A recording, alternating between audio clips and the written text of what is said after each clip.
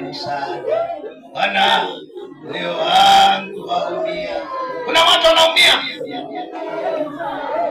Bwana warika kalabozaka. Bwana kuna watu wamehangaika miaka mingi. Kuna msaada anatumwa, msaidizi wa kiungu anatumwa. Wewe pia tumie msaada. Bwana wangu waumia. Leo kuna msaidizi anatumwa, msaidizi wa kiungu anatumwa. Bwana tuma msaidizi wa kiungu. Kutoka 3:7 msaidizi wa kiungu. Mungu anasema hakika nimesikia kilio cha Wanaisraeli na nimeshuka. Kutoka 3:9 hakika nimesikia kilio cha Wanaisraeli na nimeshuka. Ile miaka 430 waliekewa ya kuteseka na kuhangaika na kazi ngumu, hiyo miaka imeisha. Nimekoma nikutangazie miaka kwa imeisha. Mungu anatuma msaidizi. Mungu anatuma msaidizi. Mungu anatuma msaidizi. Anatuma msaidizi. Anatuma msaidizi. Anatuma msaidizi. Katalaba. Masaya. Le kantari bazia. Le pakantala musaya. Roho ya utumwa imeisha. Roho ya utumwa wako imeisha. Hautatumishwa na wachawi, hautatumishwa na umaskini, hautatumishwa na magonjwa. Hiyo magonjwa inaisha. Anatuma msaada. Wagonjwa wanapona. Wagonjwa wanapona. Waliofinyiliwa na wachawi tokeni. Wewe wangu waumia. Ni msaada. Bwana ningekuwa na waimbaji ningekuwa nanisaidia sauti. Ningekuwa na waimbaji bwana nibariki na watu. Sumbua watu wenye sauti waje kwa madhabahu. Wanisaidie huko. Yo wangu tumie msaada. Bwana wangu waumia. Ila wewe siwezi, nitumie msaada. Bwana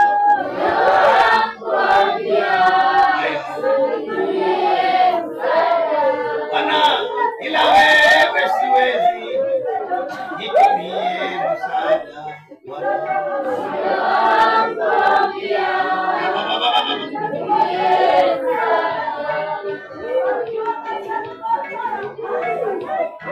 Wangu waumia, tumie msaada.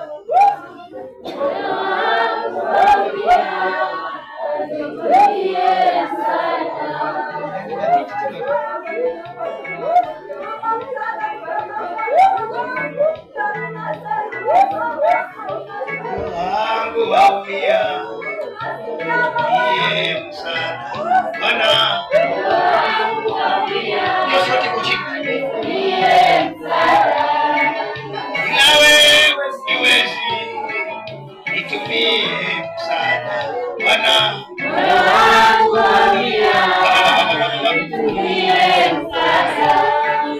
Ila wewe siwezi, unitumie msaada. Mwambie wangu waumia, nitumie msaada.